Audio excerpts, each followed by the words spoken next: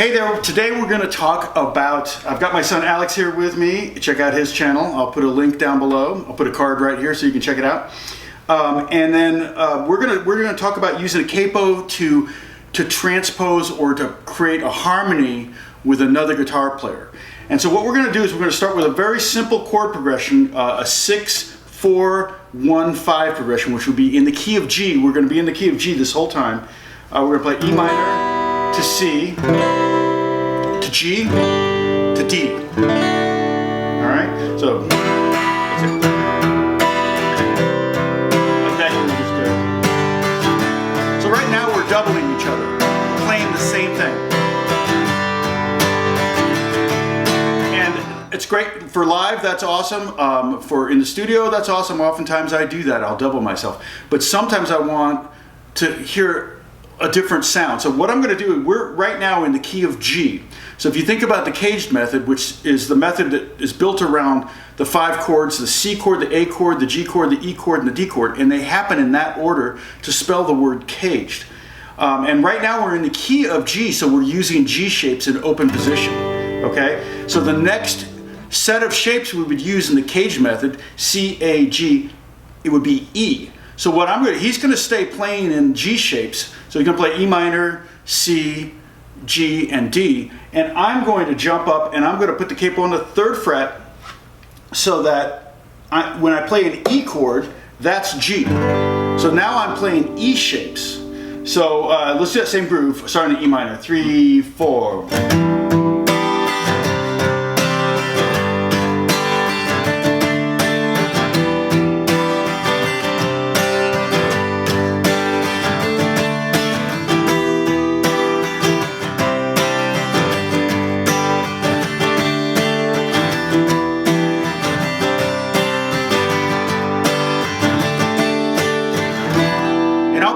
I'll put the chord shapes down below. I'll put them in like numerical values, so in what fret. But you'll have to make note of what fret I have the capo on. Now there's very little difference. Play your G chord for a second. They almost sound identical. Very, very similar. The bottom note and the top 2 notes are the same. Okay? So there's not a lot of difference. But when you go to the next capo position, so now we want we want to use D shapes. So right there I was using E shapes. The letter after E in the word caged is D. So I'm going to go up 2 more frets. And I've got my G7th capo right here that I can adjust a little bit. And now I'm using D shapes. So play a G chord real quick. Okay, so that's how I get my G chord. Okay, and I should have showed you in E, but I'll write them down below. But just to show you now, I'm basically going to use a B minor shape, play E minor. So that's, my B minor is his E minor, okay? Then what's the next chord? C, okay, that's my G shape. So that's C, and then, right? So my D shape is his G, and then his, yeah. Okay, so let's do that groove again, and I'll play that 3, 4.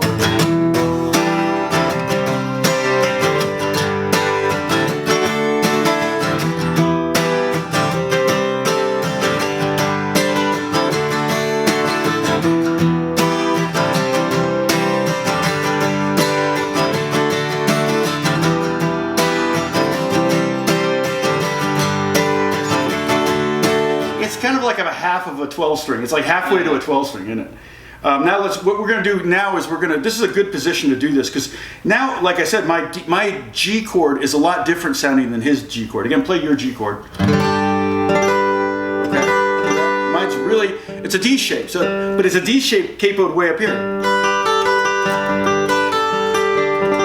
Okay, so it's got a very bright, happy, pleasant, friendly little sound. But we're going to do a 6/8 picking thing. I'm going to just use my fingers. And we're going to do the same chord progression, but we're going to use, we're going to finger pick instead, or pick instead. 3, 1, 2, 3, 4, 5, 6.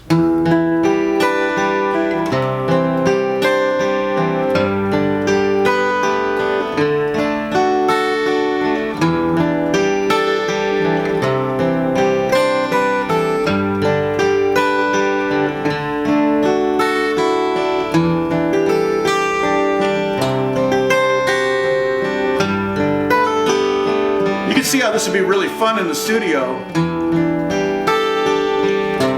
to kind of create a contrast and have two guitars at the same time.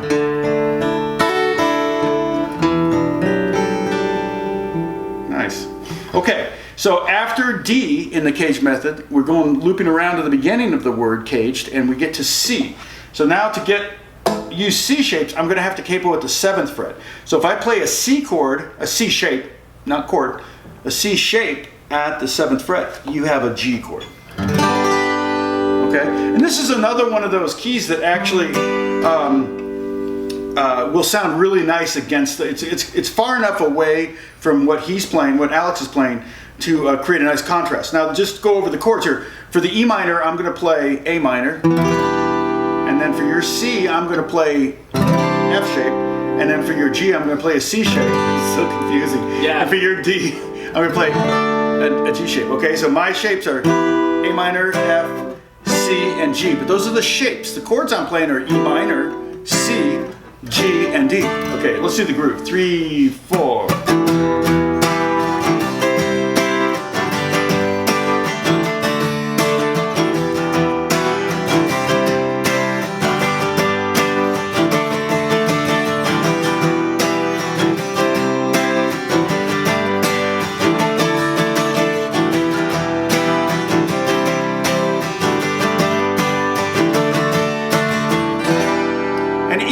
Each of these positions, each of these different groups of shapes have their own different licks kind of built into them. Like there's certain, because I'm technically playing kind of C shapes, there's certain things that you do in the key of C that you wouldn't naturally do in maybe in the key of G or D or whatever. So, okay, we're going to go one more position. So far we've done G, open is G, and then 3rd fret was we used E shapes. At the let's go ahead and do the finger picking with this up here, because this also sounds That's good. really nice. Yeah, 3 1 2 3 4 5 6.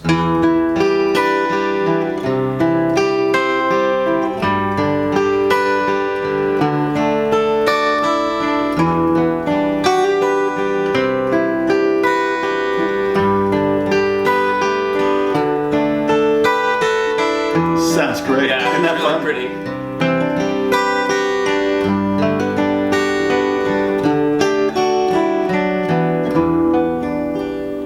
Yeah, so that works really well too. Okay, so I'm going to go one more. So we've done G shape, so G, then we've done E, the next in the word cage is D, and we've done C. So the last one is A, so we got to go all the way up to the 10th fret. I'm going to have to loosen my G7th capo here on my Gibson Dove. And I'm going to go up to the 10th fret and then tighten this down. Let's see if I can get that to... and then what I'm going to play is I'm going to be playing A shapes. So I'm not gonna do an F sharp minor chord, just shape. It's just not feasible. So I'm going to do a cheater chord for your first chord is E minor. So I'm playing kind of a F sharp minor 7/11. And then what's the next chord? C. Okay, and then the 1 chord, and then the 5 chord. Okay, so I'm using A shape. So you play a G chord, that's the 1 in the key, and I'm using A shape, so I'm going to play A is the 1 chord, okay? And then the 6 chord is E minor, okay? The 5 chord is D, and then I like that when you did the open first string. Oh no, you did the sus? Yeah, Yeah, that was cool, Yeah. that sounded cool. And then your C chord is my D shape. Now, one little trick I'm going to do is a keyboard player friend of mine showed me this trick. Capo really high, and then strum up against next to the bridge. Just do footballs. So you do the groove, and I'm going to do these footballs to kind of sound like, and by footballs I mean whole notes. I'm just going to let it ring while he strums, and that is going to sound kind of like an auto harp. Check this out. It's hard.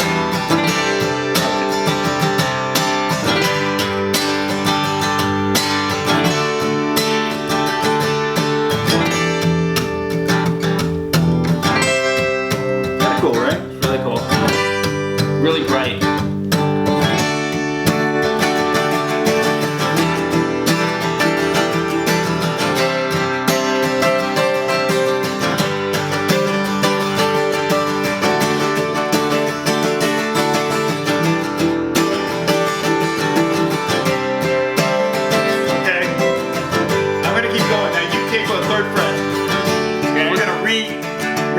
this again. He's gonna climb up and follow me. I'll be doing E shape now. Yeah. So you gotta start with, yeah. Yeah, very good. C sharp minor. Okay. Oh, it's so confusing. don't look at the hands. Okay, you ready to climb up again? Yeah. Okay, let's finish this out. Am I going up to 5? Yeah, go to 5. Play D shapes? Yep. Okay. Hopefully they can hear us over the strumming. Go ahead. Now the 1 chord to the 5 chord. There you go.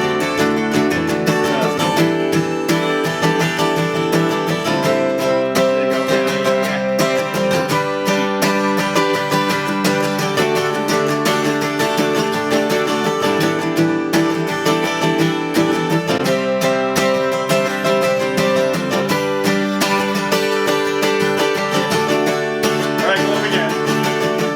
So now you go into the 7th fret.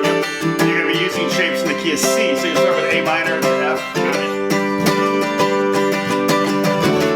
Alright, okay. So yeah. There you go. To F. Yep. Oh man, it's so good. Don't look at me. There you go.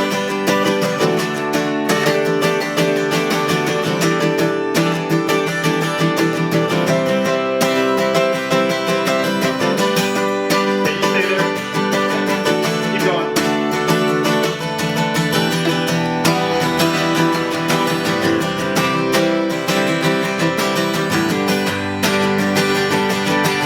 Okay, bring it down a little choir. So, what you're going to need to understand is the caged method a little bit. The cool thing is that if you use the word caged, it will tell you what group of shapes is next up your fretboard. It goes right up the fretboard like that. The other thing is you're going to want to learn a little bit about chord theory, what a 6 chord is, 4 chord, 1 chord, and a 5 chord. If you can break a chord progression down into numbers, often called the Nashville numbering system, you should be able to use the capo and the caged method to transpose and either harmonize with yourself, another guitar player, or just be able to play in a different position in a key by yourself. All right? You better remember. Yeah, I was looking at your hand. Yeah. With the E minor.